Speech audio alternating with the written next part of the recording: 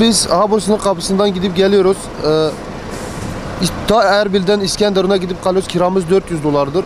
Bize ne bir kira kalıyor ne bir şey. İş imkanımız yok. Ayda bir sefer yapıp ya yapmıyoruz. Ve çok mağdur oluyoruz. Yıllık arabanın kaskosudur, sigortasıdır, vergisidir falandır. Araba kendisine bakamıyor. Bize nasıl baksın? Biz çok perişan oluyoruz.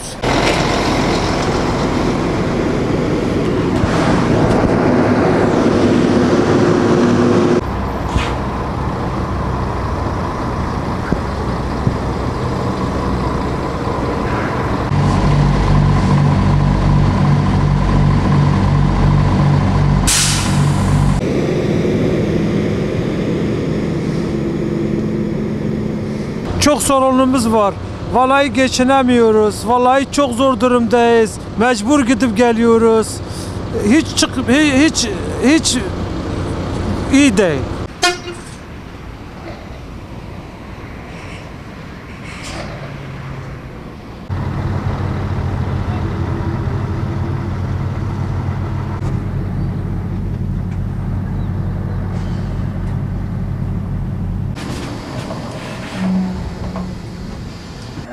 Raka çalışıyor, hiçbir kiramız yok. Bedava gidip geliyoruz.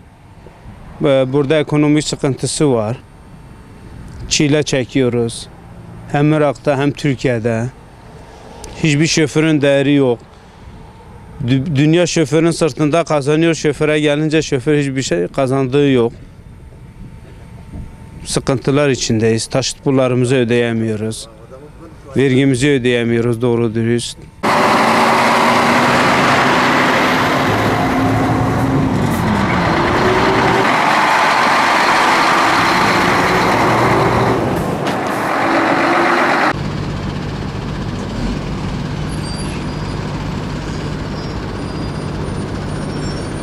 Bu suç oluyor yani bu 5-6 karton sigara götürüp yani bu 5-6 kartonu götürüp satıp yani çocuklarına birkaç kuruş götürüyor. Bundan dolayı birkaç arkadaşım 5 kartondan sabıkalı oldu. Şimdi herhangi bir işe çalışmıyor yani resmi bir işte çalışamıyor. Yarın bir çocuğu okusa bir görev alamaz. Niye görev alamaz? Kaçakçılık suçuna giriyor. Kaçakçılık suçuna girdiği zaman yarın bu çocuğu bir görev alamaz bir yerde. 5-6 kartondan düşünebiliyor musun?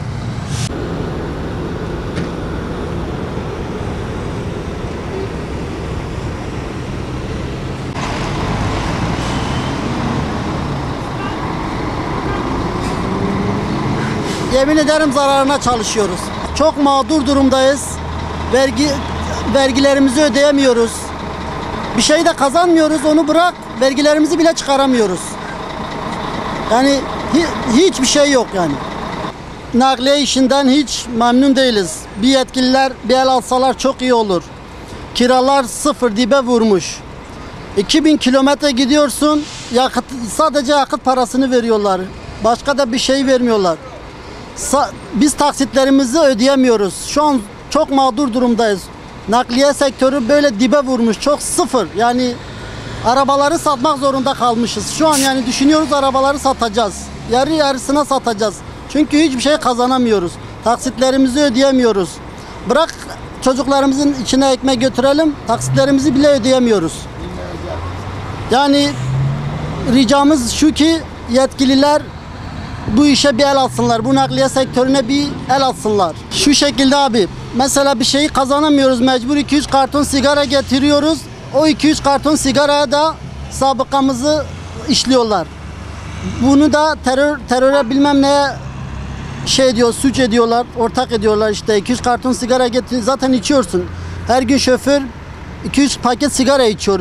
Sadece o da 2-3 karton getiriyor diye onları kolluk kuvvetleri olsun, yolda olsun, gümrükte olsun gördü mü tutanak tutuyorlar.